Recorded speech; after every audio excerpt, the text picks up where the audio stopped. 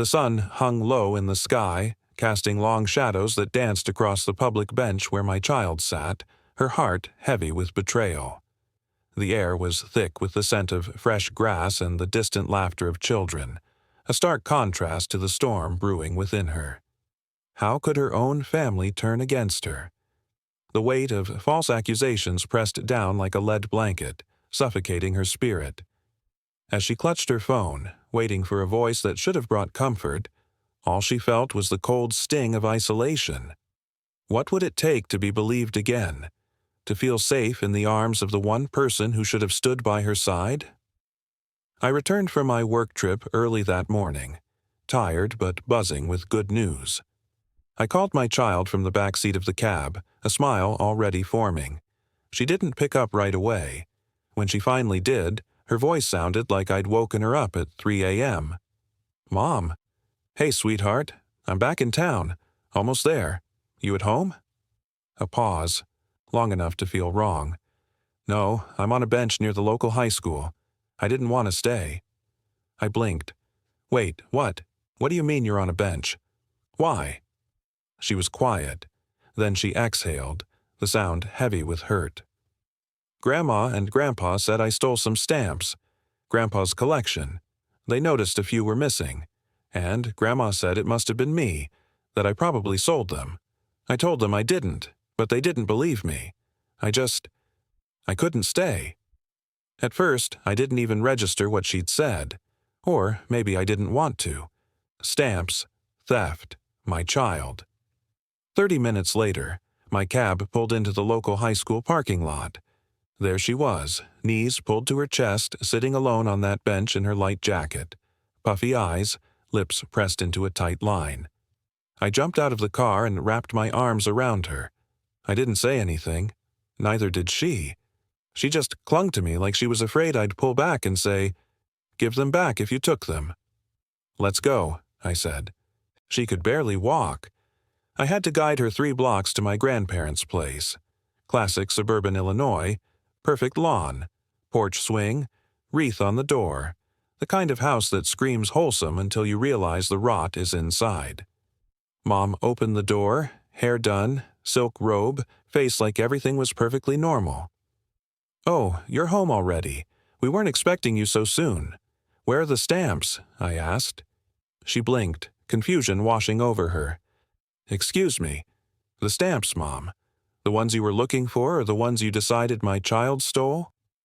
Dad appeared behind her, coffee mug in hand, his expression shifting from casual to frozen.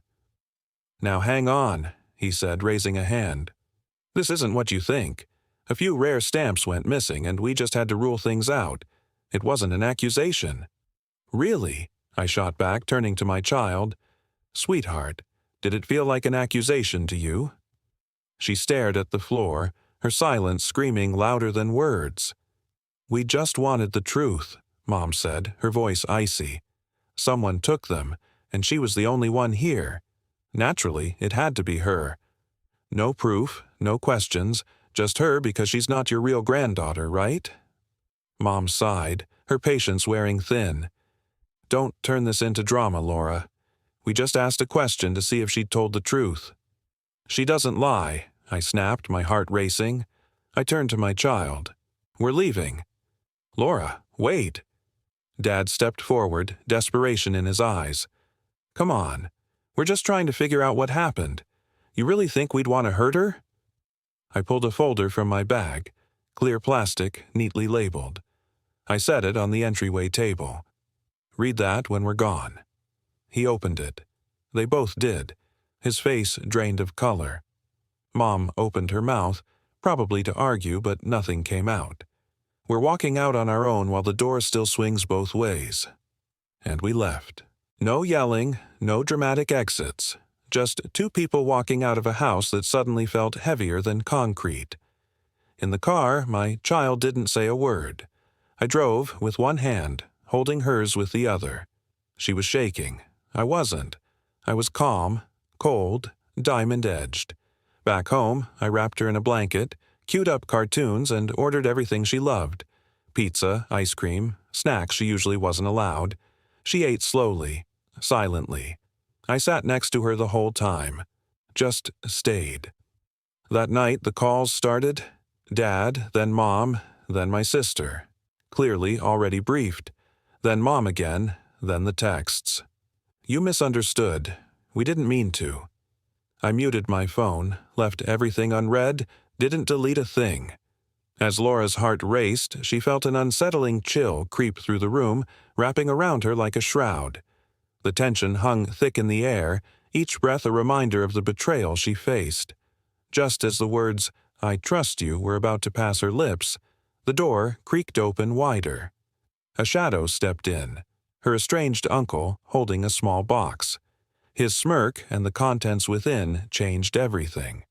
He disclosed a secret that revealed not just her innocence, but their family's long-hidden guilt, setting her world spinning in an unexpected direction. What would it take to uncover the truth? To break free from the chains of family loyalty? Would she find the strength to stand tall against the storm?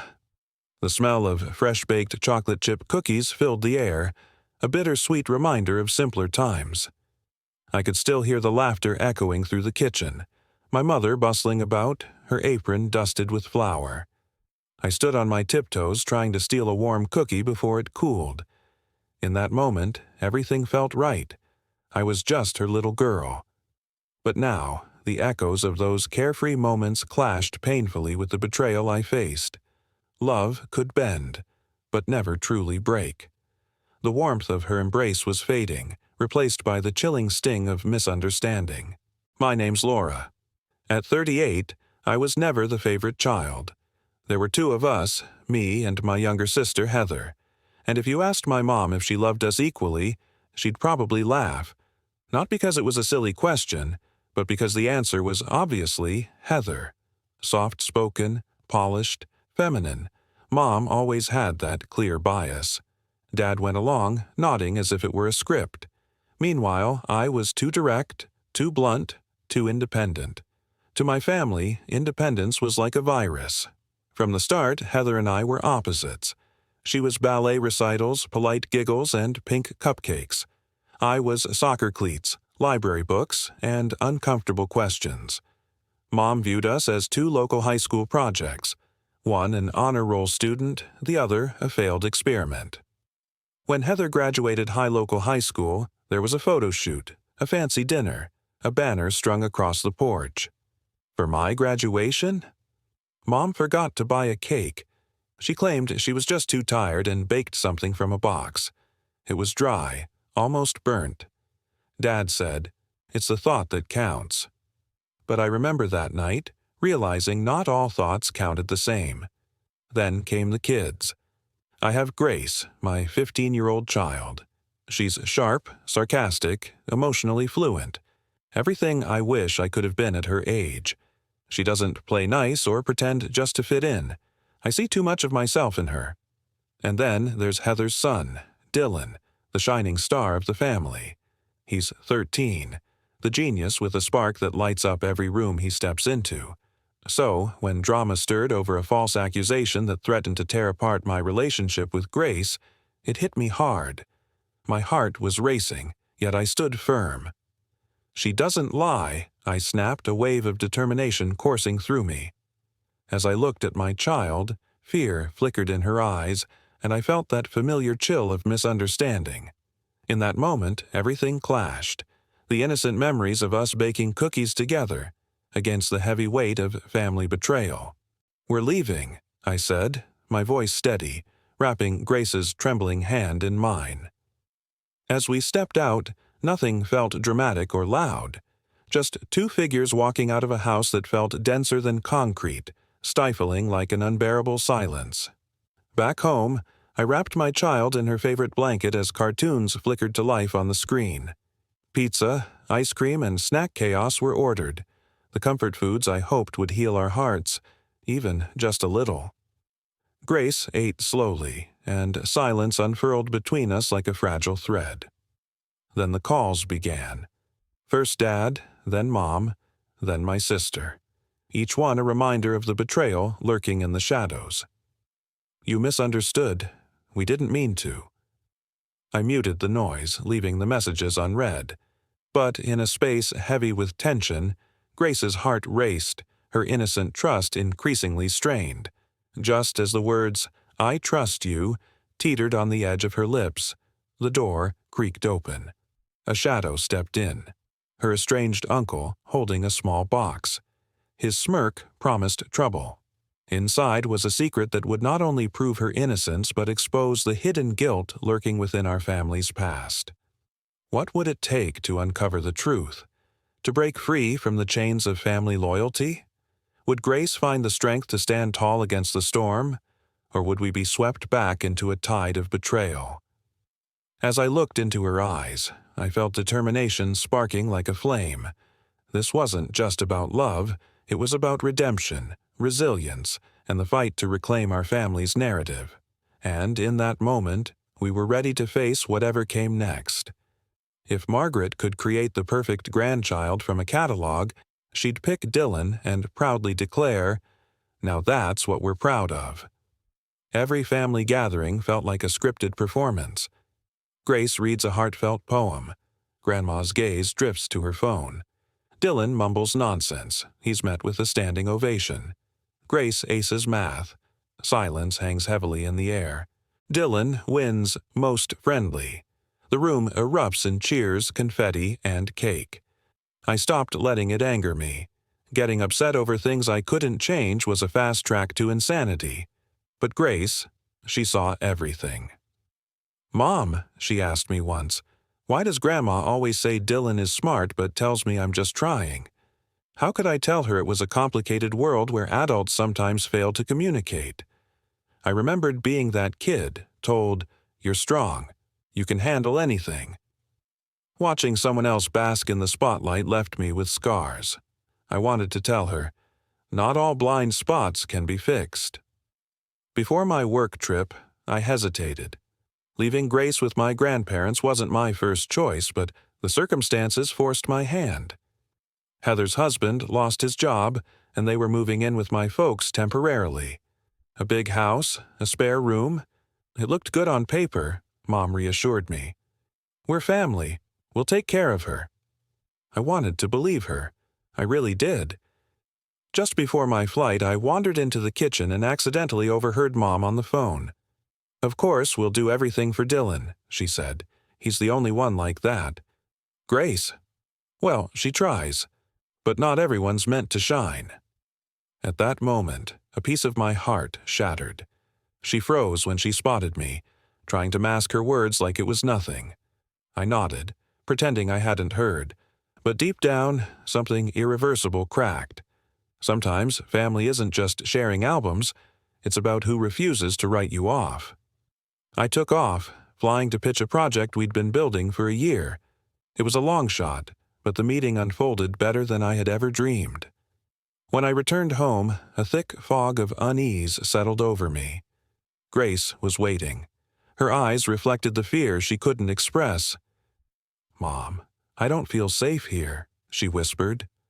Those words echoed like thunderclaps in my mind. Was I placing her into a lion's den? I wrapped her in her favorite blanket, hoping to shield her from the storm outside. Comfort food spread at the table. Pizza, ice cream, chaos. Silence engulfed us like a shroud, the air thick with unspoken worries. Then the calls began. First Dad, then Mom, then my sister. Each voice cut deeper than the last. "You misunderstood. We didn't mean it like that." I muted the noise, leaving those hurtful messages unread. But as Grace's heart raced in the silence, our fragile trust felt like glass, ready to shatter any moment. Just as the words, "I trust you," lingered on her lips, the door creaked open. A shadow stepped in, her estranged uncle grinning widely while holding a small, ominous box. "Guess what I found?" he drawled, his smirk oozing mischief. Inside that box lay a secret that would not only prove Grace's innocence, but might also unveil the burdens of guilt lurking within our family's shadows. What would it take to uncover this truth? To stand up against the chains of family loyalty? Would Grace find the courage to stand firm against the tide of betrayal? Or would we be dragged under once more? As I stared into her eyes, a spark of determination ignited within me.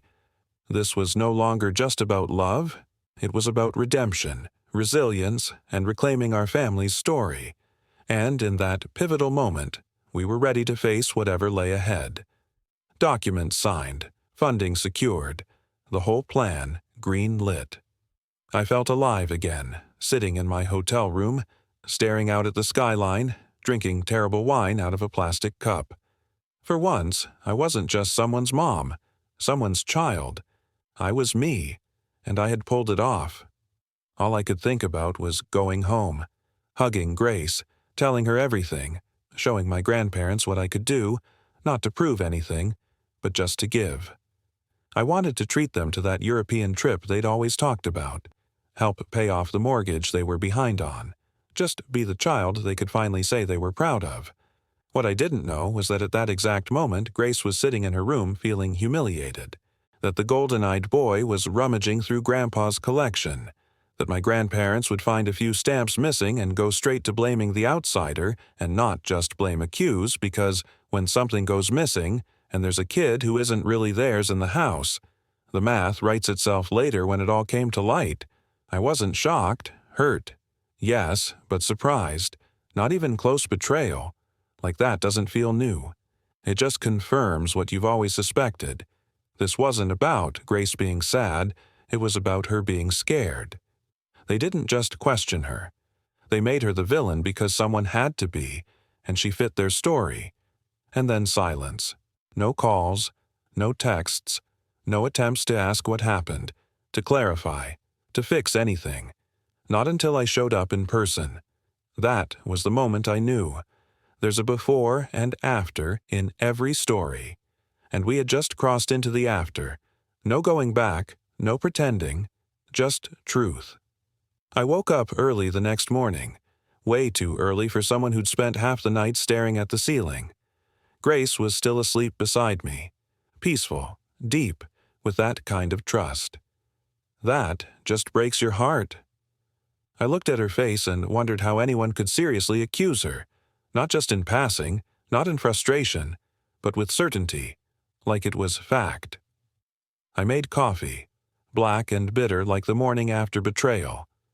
Then I sat down at my laptop. I knew one thing for sure.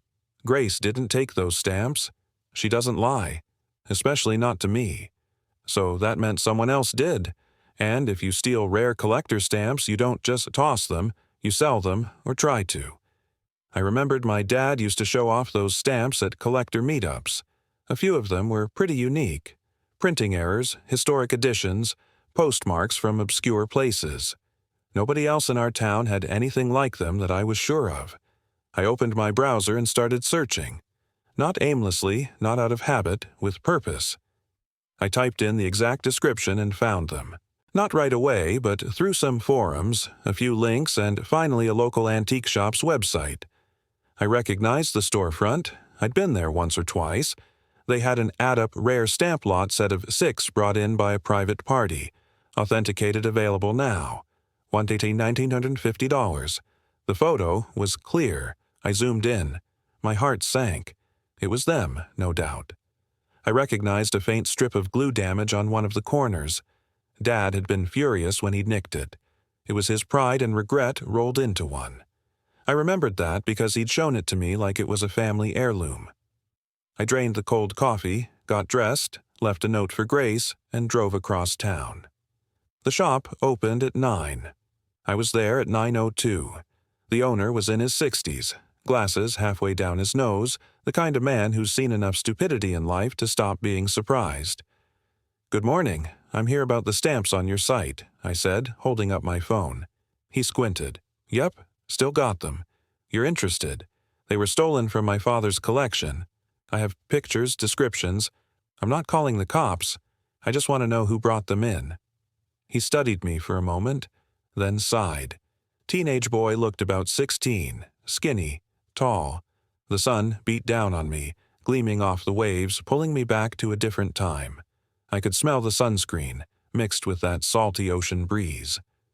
Laughter rang from my father as we built sandcastles, his big hands guiding mine. It was a dance of trust, of obstacles unspoken. But even then, there was tension, a flicker of uncertainty as he sought my mother's approval. Those moments felt delicate, like glass balancing on a knife's edge, much like the relationship we shared now. Life can shift in an instant, just like that.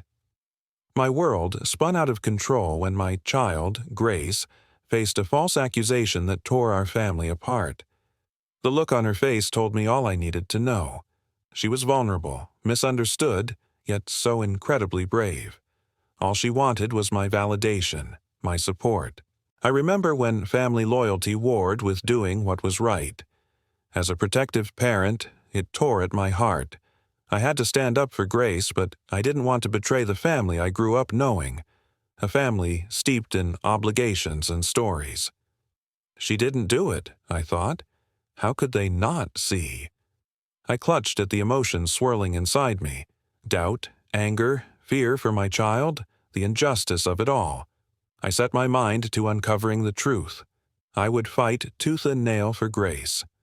My gut had never lied before, and she wouldn't now. I exclaimed out loud, "Someone else is behind this," as I slammed my fist onto the table. I didn't have time for hesitation. I needed to act fast.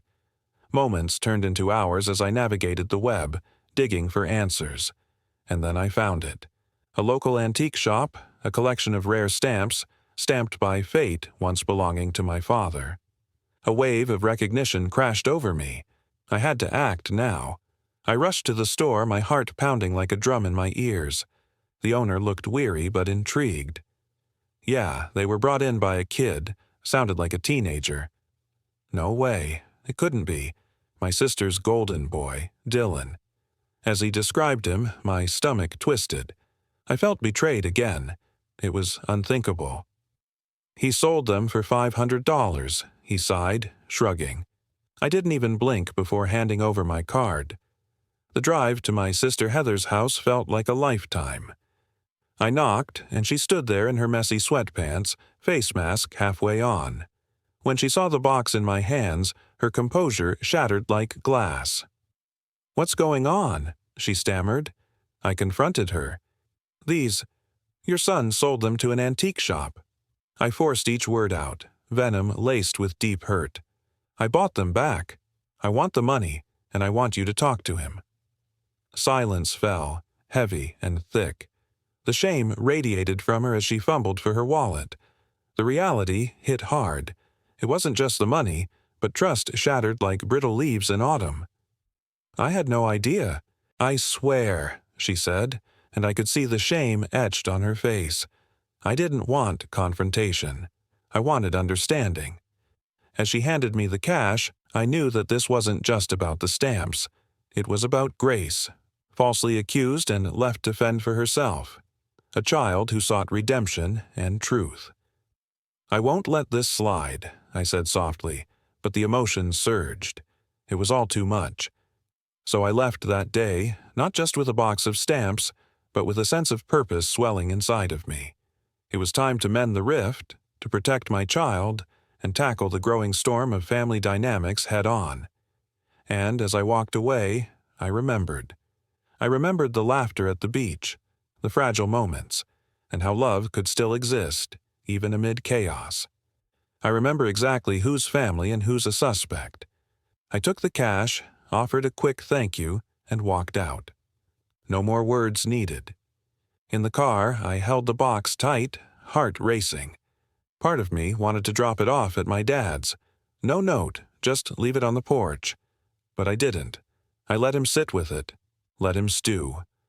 What kind of man accuses a child based on nothing but convenience? When I finally got home, Grace was still asleep. I slipped the box into my desk drawer, then sat down beside her. For the first time in days, I cried. Soft, silent tears rolled down my cheeks. Because sometimes the truth doesn't set you free. It just shifts the burden to another shoulder. This was just the beginning, not the end. I didn't answer any calls that day. Not my mother's, not my father's, not Heather's, not even the ones that flashed as no caller ID. I knew exactly who that was. I let the notifications pile up, voicemails, texts, apologies wrapped in excuses. "You misunderstood," they said. "We were just concerned." But here's the thing about betrayal. Once it hits, you don't owe anyone your patience anymore. After a full 24 hours, I picked up the phone and called my lawyer. Her name was Rebecca. Efficient, calm, with a gift for putting steel into sentences. I laid it all out.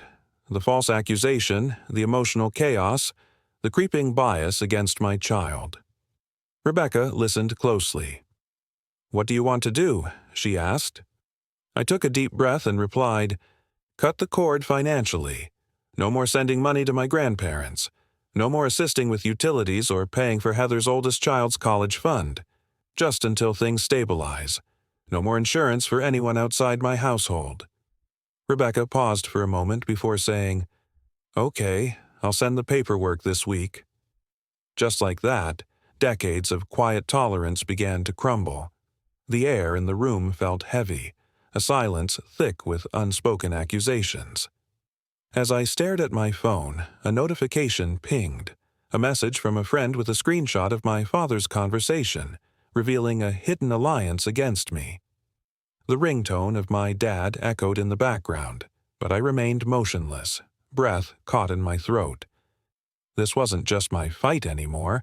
The photograph of a shared smile hung crookedly on the wall, a haunting reminder of fractured bonds. I had to stand up for Grace, my brave child, misunderstood in a battle no one else could see. The storm was growing, and I was prepared to face it head-on. I remembered our laughter at the beach, those fragile moments, and how love could exist even in chaos. Now, with purpose swelling inside me, I would seek redemption and truth. 3 days later, the bombshell dropped. My phone felt like it was about to explode with notifications.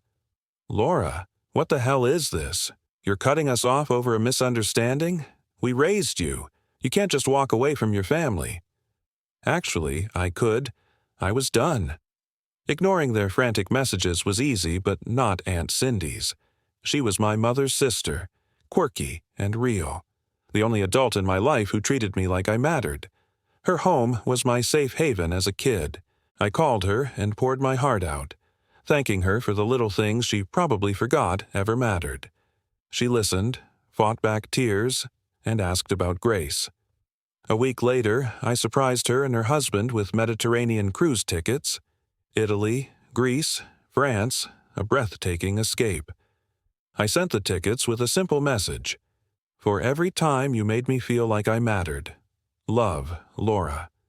She happily shared a photo of the tickets on Facebook. My mom's reaction? A furious text moments later.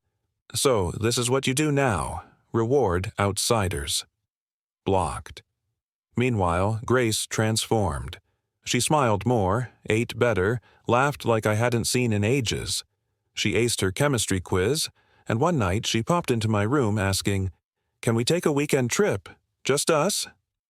"Anywhere with bad coffee and good bookstores," she said. Absolutely, I agreed. Weeks later, she surprised me with a drawing, a tiny bench and a little girl sitting on it. Above, the words read, "Sometimes the ones who are supposed to protect you are the ones you need protection from." She looked at me and added, "But not you, never you." I enveloped her in a hug that probably felt too tight, but she didn't complain. That day, I felt a shift. I finally took that stamp box from my desk, wrapped it in brown paper, no note. The distance was growing, but this journey had just begun. Underneath the storm clouds, a new path awaited us, filled with the promise of a life built on trust, love, and truth, and I was ready to face it, whatever it took. I drove to my grandparents' house, heart pounding. Every step felt like a weight. I climbed the creaky porch steps and placed a small package on the welcome mat, then rang the doorbell. I didn't wait. I didn't look back. I was done. Done with trying to prove my worth, done justifying my existence for them. I realized I was just a placeholder in their fantasy world where perfection wore a different name. Family isn't always blood. Sometimes it's who you fight for or walk away from. Was shutting that door the right choice? Even now, doubt creeps in. Should I have tried again? Yet, as I watch my child, Grace, sleeping peacefully, laughing freely, I know. I didn't pick revenge. I chose her. Family can be complicated, can't it? What would you have done in my shoes? Let me know in the comments. And if this story resonated, hit like, subscribe, and stay tuned for more.